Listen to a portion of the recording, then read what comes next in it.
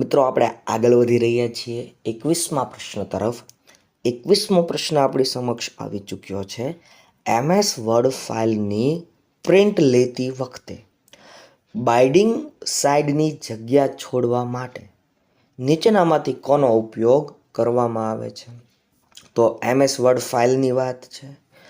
પ્રિન્ટને લેતી વખતે બાઇન્ડિંગ સાઇડની જગ્યા છોડવામાં આવે છે અને જેને ગટર કહેવાય, GUTTER, ગટર તરીકે ઓળખવામાં આવે. ઇન શોર્ટ, જ્યારે કોઈ પણ બરાબર પેજની પ્રિન્ટ કાઢતા હોય બરાબર ત્યારે બાઇન્ડિંગ કરવાનું હોય અને બાઇન્ડિંગ માટે આટલી જગ્યા સ્પેશિયલ તમે છોડો બરાબર, તો એને શું કહેવામાં આવે છે ભાઈ? ગટર કહેવામાં આવે છે. ખાસ યાદ રાખજો ભાઈ. MS વર્ડ શરૂ કરવા માટે રનમાં તમે ડાયલોગ બોક્સમાં શું ટાઈપ કરીને એન્ટર આપશો? તો MS વર્ડને શરૂ કરવા માટે રનના ડાયલોગ બોક્સમાં તમે વિન વર્ડ ટાઈપ કરશો. શું ટાઈપ કરશો ભાઈ? Win word. બરાબર, વિન વર્ડ ટાઈપ કરશો એટલે વિન વર્ડ ટાઈપ કરશો એટલે MS વર્ડ ઓપન થશે. શેમાં? રનના ડાયલોગ બોક્સમાં વિન વર્ડ લખવાનું. ચાલો, MS વર્ડ ડોક્યુમેન્ટની સૌથી નીચેના બારને શું કહે છે? તો MS વર્ડ ડોક્યુમેન્ટની સૌથી નીચેના બારને સ્ટેટસ બાર કહેવાય. શું કહેવાય ભાઈ? સ્ટેટસ બાર કહે છે. ખાસ યાદ રાખજો. MS વર્ડમાં સ્પેલિંગની ભૂલ થઈ તો સ્પેલિંગની ભૂલ થઈ તો ભૂલ ધરાવતા શબ્દની નીચેના ભાગમાં કયા રંગની વાંકી ચૂકી લીટી જોવા મળે? તો સ્પેલિંગની ભૂલ થાય તો લાલ રંગની. બરાબર. અને અત્યારે તમે જાણો છો ભાઈ કે કોઈ પણ પ્રકારની સ્પેસ મિસ્ટેક હોય, ગ્રામરની ભૂલ થાય બરાબર, તો તમે જાણો છો ભાઈ કે વાદળી રંગની લીટી જોવા મળે છે.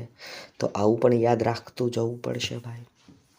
MS વર્ડમાં કઈ શોર્ટકટ કીનો ઉપયોગ કરીને પ્રિન્ટ પ્રિવ્યૂ જોઈ શકાય છે? તો Ctrl+F2. બરાબર, Ctrl+F2 નો ઉપયોગ કરીને પ્રિન્ટ પ્રિવ્યૂ જોઈ શકાય છે. Ctrl+F2. MS વર્ડમાં ડોક્યુમેન્ટના અંત ભાગમાં જવા માટે કઈ શોર્ટકટ કીનો ઉપયોગ થાય છે? તો Ctrl+N નો ઉપયોગ થાય. MS વર્ડ પ્રોગ્રામની બહાર નીકળવા માટે કઈ શોર્ટકટ કીનો તમે ઉપયોગ કરશો? તો ભાઈ MS વર્ડના પ્રોગ્રામની બહાર તમારે જો નીકળવું હોય બરાબર, તો તમે કઈ શોર્ટકટ કીનો ઉપયોગ કરશો? તો મિત્રો અહીંયા તમારો સાચો જવાબ આવશે Alt+F4. બરાબર, Alt+F4. બરાબર, Alt+F4 તમે પ્રેસ કરશો એટલે તમે સીધા બહાર નીકળી જશો. બરાબર, યાદ રહી જાય એવું છે. લેન્ડસ્કેપ ત્યાં ભૂલથી લખાઈ ગયેલું છે. MS વર્ડમાં સ્પેલિંગ અને ગ્રામરની ચકાસણી કરવા માટેની શોર્ટકટ કી પૂછી તો F7, ફંક્શન કી 7 નો ઉપયોગ MS વર્ડની અંદર શું ચેક કરવા માટે ભાઈ? યાદ રાખજો ભાઈ, MS વર્ડની અંદર તમારે જો સ્પેલિંગની અથવા ગ્રામરની મિસ્ટેક થઈ ગઈ હોય તો એને દૂર કરવા માટે, એને ચેક કરવા માટે F7 ફંક્શન કીનો ઉપયોગ થાય છે. MS વર્ડમાં ડોક્યુમેન્ટની શરૂઆતના ભાગમાં જવા માટે કઈ શોર્ટકટ કી તમે વાપરશો?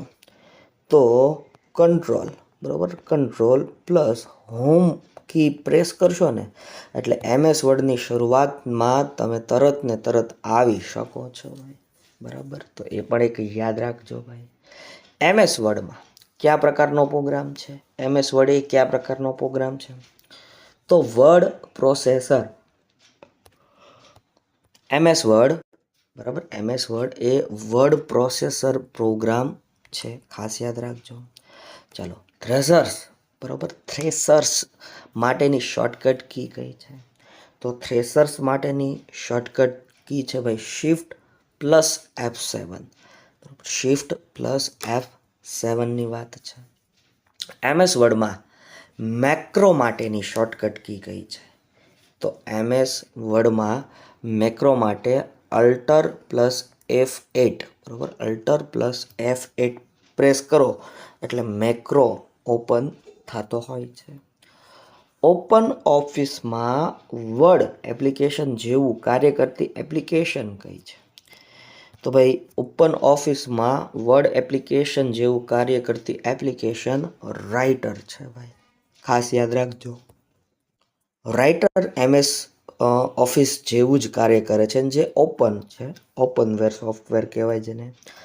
MS વર્ડમાં ટાઈપ કરેલી માહિતીમાં સુધારા વધારા કરવાની પ્રક્રિયાને શું કહેવાય? તો એને એડિટિંગ કહેવાય.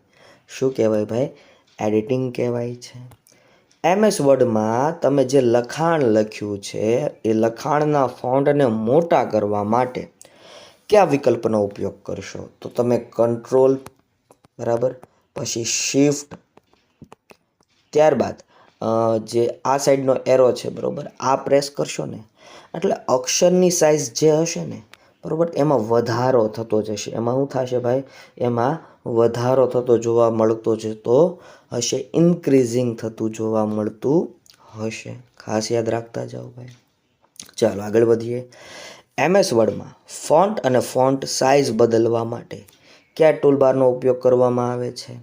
તો ફોન્ટ અને ફોન્ટ સાઇઝને ચેન્જ કરવા માટે ફોર્મેટિંગ ટૂલબારનો ઉપયોગ થાય છે ભાઈ. ખાસ યાદ રાખતા જઈએ આપણે ફોર્મેટિંગ ટૂલબાર.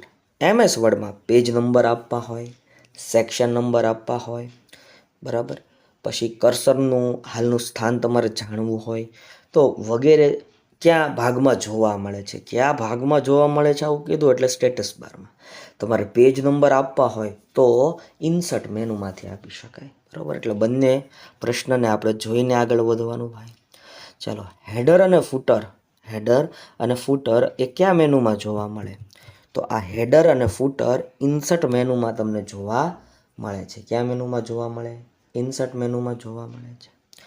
વર્ડમાં મેલ મર્જ ઓપ્શન કયા મેનુમાં આવે છે? તો મેલ મર્જનો ઓપ્શન સ્વાભાવિક છે, મેલિંગ નામના વિકલ્પમાં, મેલિંગ નામના ઓપ્શનમાં ભાઈ મેલ મર્જ નામની વસ્તુ ખુલતી હોય, બરાબર. ચાલો આગળ વધીએ. 40મો પ્રશ્ન. ક્યુ વર્ડ પ્રોસેસર પહેલાં આવ્યું હતું? તો ભાઈ વર્ડ પ્રોસેસરની વાત કરી રહ્યા હોય અને એમાં વાત કરવાની થાય વર્ડ સ્ટાર, બરાબર. વર્ડ સ્ટાર નામનું પ્રોસેસર સૌથી પહેલાં આવ્યું હતું, બરાબર. તો આવી રીતે આપણે કમ્પ્યુટરને આગળ ધપાવવાનું છે ભાઈ. વિડીયોને લાઈક કરી દેવાનો, શેર કરી દેવાનો, કમેન્ટ સેક્શનમાં કમેન્ટ કરી દેવાનું.